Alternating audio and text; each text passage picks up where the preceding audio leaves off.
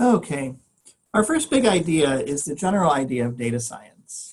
For this particular talk, I'm going to be totally mooching some of Dr. Scott Thatcher's slides, even though I'm Scott Alberts, but Scott Thatcher is another professor in our department, and we do work together. Anyway, you can get those slides from the Google Classroom, so if you want to pull these up and look along with me as I'm talking, you might want to do that.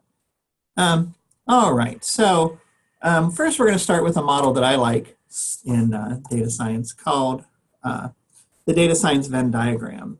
And Dr. Thatcher actually says the image comes from me, but I actually got it from the internet as well, and you can find it yourself. I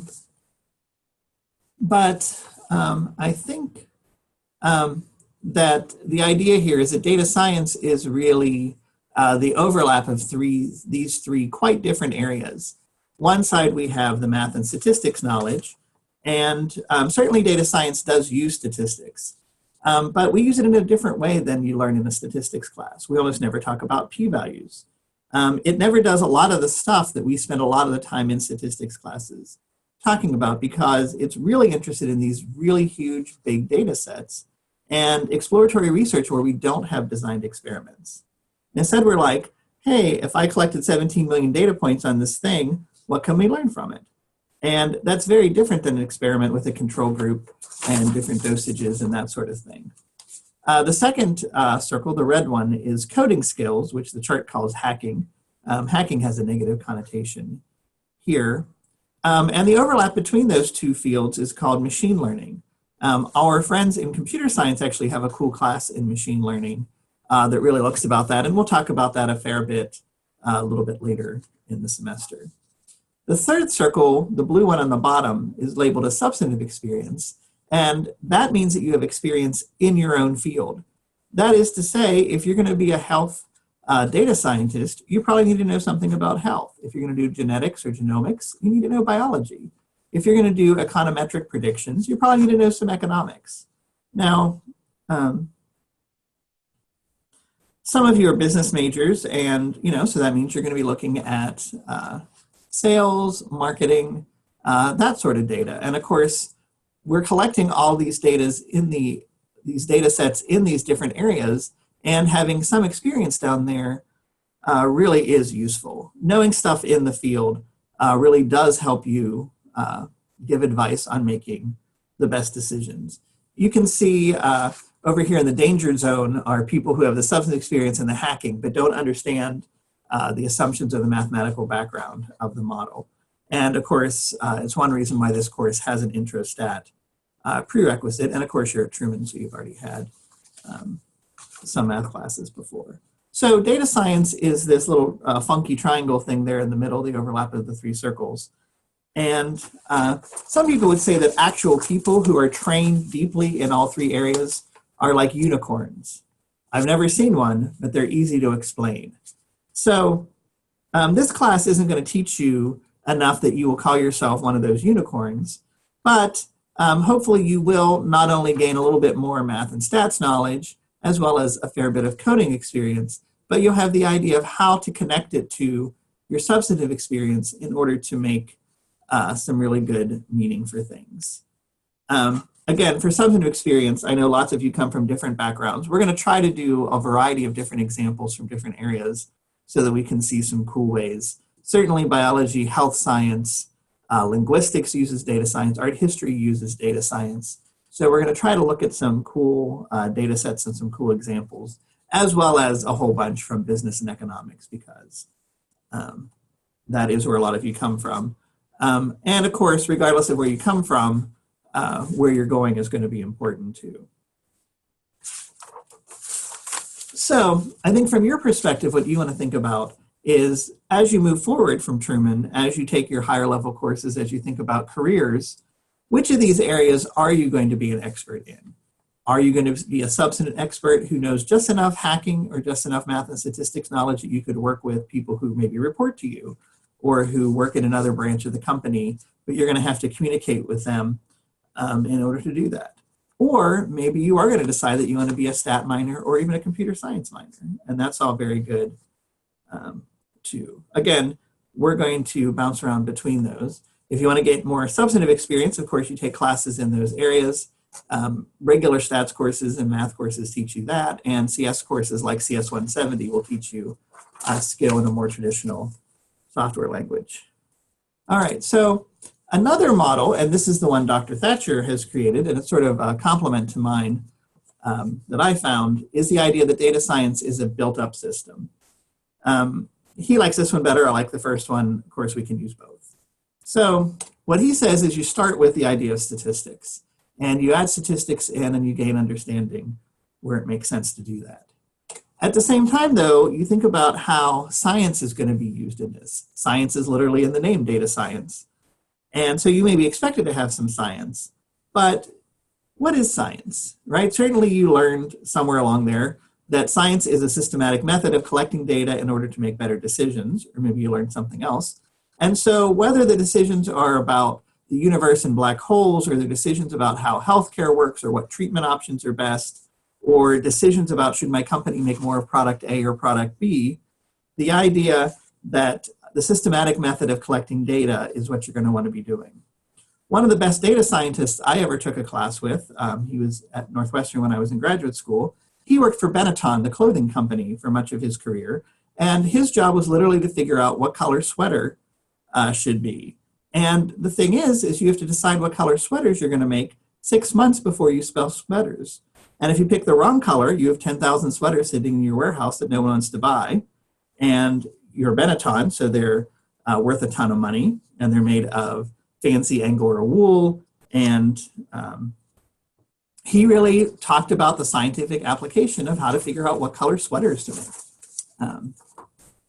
And so data science, data analysis and data science is this idea of what we're doing. Now, data analysis is another thing. And of course, data analysis is sort of embedded within statistics, but lots of you are business majors. You do lots of data analysis that isn't statistics. Accounting is, of course, a whole field about data analysis.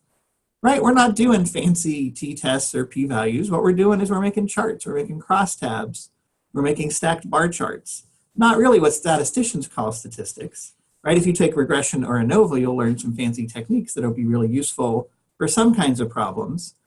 But here, when we talk about regression, we're going to be talking about slope. When the one thing goes up, does the other thing go up? We'll talk about correlation. It's so easy to have lots of data, so much that we don't know what to do with it. How does that change the analysis we use? Does it change the technique? I already mentioned that we don't use a lot of the traditional techniques in the traditional ways. P-values, I've mentioned, they get much more sensitive as you collect data, right? The formula, you don't have to remember it exactly, but right, it's something plus or minus something divided by the square root of n. And as n gets bigger, the fraction gets smaller. And that's your confidence interval gets narrower, your p-value got smaller. Well, if you're dividing by square root of 10 million, everything is going to be significant in the traditional statistical sense. So we don't really use those that much. Also in big data, how long stuff takes to calculate is going to become really important. If I have a set of 1,000 data points, I can make pie charts all day long. I can make fancy ones, I can make colored ones, I can make stack charts, I can make multivariable charts. If I have 17 million points, then each pie chart I make is going to take 3 to 5 minutes to make. And that's just for a pie chart. I can still make any particular one you want, but the idea that I'm going to make a pie chart of all 1,000 variables and a scatter plot of all 1,000 variables against all other 1,000 variables starts to sound less and less doable. How big is big data? Typically, it's not defined by how many rows you have, how many people you have in your data set. Instead, it's defined by how many columns you have. So if you have a very wide set, a lot of variables, a lot of different things you measure. So here's a story. Every day, Hy-Vee takes inventory and keeps track of their sales. And you can imagine each row is a person who goes into the grocery store, Hy-Vee, and he buys some stuff, she buys some stuff, and then they come out. And you can imagine there's a column for every product that they sell. And if there's a 1 in it if they bought it, a 0 if they don't. Maybe it's a 2 if they bought 2 of them. How many columns does that data set have? Right? It's just a big Excel spreadsheet. You can totally imagine in your head what that looks like. How many kinds of soup are there, though? There's not just one column for soup. There's a column for every kind of soup that Hy-Vee sells. I don't know how many, a lot. How many kinds of pasta are there? How many varieties of apples? at different times of year, there's different varieties of apples. So there are some apples that you only have for 2 months, but they got a column all the time. You're getting new columns all the time as new products are introduced. Well, how does that mess up your data that there are columns that get no entries in a fiscal cycle or fiscal quarter, or maybe there are columns that you're not going to use at all? How does it affect things that there's a separate section for prescriptions or a separate section for alcohol? You can go over there and pick it up and walk back to the main part. Does that mess it up? It's going to add complication to your data, right? How do we track all that? Right? Some things get hard, some things get weird. Some things get easier because you just say, screw it, I got so many columns, I can't solve all the world's problems, so what can I solve? And you end up shrinking the problem down to a size that is manageable. But the thing is that people who are in computer science, they do spend a lot of their time thinking about how we compute these values. The idea of computational complexity, are there ways we can make our computational techniques faster? Because if it takes forever to run, then it's not going to be helpful to us. We also talk about how different software packages talk to each other. One of the things computer science people like to talk about is how R isn't a super efficient computer language, and a more traditional language like C++ is way faster. However, R can actually run C++ within it. C++ is a more traditional programming language. We teach it in CS 180. It's object-oriented, blah, blah, blah. If you want to learn it, you should. And it's super fast. That's what it's made for. But there are actual packages inside of R that do nothing but run the same command that R normally runs, except that it goes over and it starts C++ somewhere else on the computer. It does that calculation and then brings the answer back. Now you might say, well, that sounds stupid. That can't be faster. Well, in a normal size data set, that probably is true. Starting a second software package is going to be much slower than just solving it within the one you have. But if you have 10 million rows and 10,000 columns, maybe it is going to take long enough that it's worth starting a whole separate software. We'll also talk about parallel processing, the idea that you're going to have lots of computers working to solve problems. There's even decentralized parallel processing. Again, to use our Hy-V example, you could imagine that each store collects data and sends it back to the central server every day. But maybe it would be faster if your local Hy-V did some of the math before it sent it on. Now, Hy-V is not a super giant company. There's about 250 of them. But they have 250 computers. And even if the computer at each Hy-V is just a regular PC, much like the one you're using, a laptop or a desktop computer, 250 of them put together probably is faster than even the fastest computer they might have back at the central office. So thinking about how we break problems up, thinking about how we solve them is going to be a big part of the course. Now, predictive modeling is just the idea. This is actually an economic term. And the idea of predictive modeling is that we want to make models that'll help us predict the future. Now, lots of you remember regression that you learned in Stat 190, and maybe some of you took a regression course. And one of the things you learned there is that regression is very good at estimating inside the zone that we collected data. And if you think about time, that means that you shouldn't be trying to make predictions about the future. Well, it turns out the future is pretty much what you want to predict. Predicting the past isn't very interesting. So what techniques can we use? What kind of trends can we assume will continue? When is it dangerous and not useful to make those kinds of assumptions? So here's an example from Truman. You might know that in 2018, we were down about 150 incoming students. Now, if we're short about 150 freshmen, we know that about 60% of sophomores, 60% of Truman students take Stat 190 as sophomores. So that means 150 times 60% is about 90 students who won't be in Stat 190 next year. If we assume Stat 190 has about 30 students in it, it usually runs a little bit more, but that's still about 3 sections of Stat 190 we don't need to talk about. Even thinking about a personnel perspective, that's almost half a line in statistics we don't need. The same is true in other parts of campus. If you imagine a 16-to-1 faculty-student ratio, being down 150 freshmen means that we need about 10 fewer faculty. But where will the dip be seen? Where will we have this slack? Now, of course, from your perspective, having slack is good because that means the class sizes are small. But from a financial perspective, it means that we might have the wrong number of faculty in different areas. Now, that would be just for the sophomore year. What about thinking about a capstone course? Well, we know that about 20% of students major in business, so that's 30 fewer business majors in 3 years. We know that's not going to be perfect because some people graduate in 3 years. Lots of people take 5. Some people study abroad. Some people take capstones under different circumstances, all the stuff that makes it hard to calculate exactly. But to say, I bet in 3 years we're going to have fewer students in that finance capstone section, that doesn't take great predictive analysis to do. But what do you do instead of adding this one piece of data in? Imagine here's 1,000 pieces of data about 1,000 different things.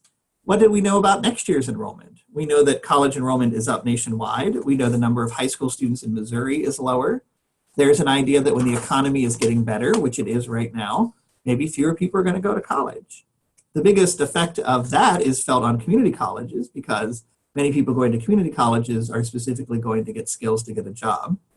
You're a Truman student, so you're making the longer term effort to become a better person and a great citizen leader, which might not translate to money in the short term, but hopefully in the longer term. Anyway, all of that's going to mess up our predictions even more. We know that demographically, we're going through a trough. There are fewer 18-year-olds in America than there've been at most any time in the last few years, right? There's the baby boom from the 40s because Nazis. And they came back, they kissed on that picture in Times Square, and then they made babies in the late 40s. Then they didn't, because after you make babies for a while, you stop. There's a trough after that. I was born in that trough, the 1970s.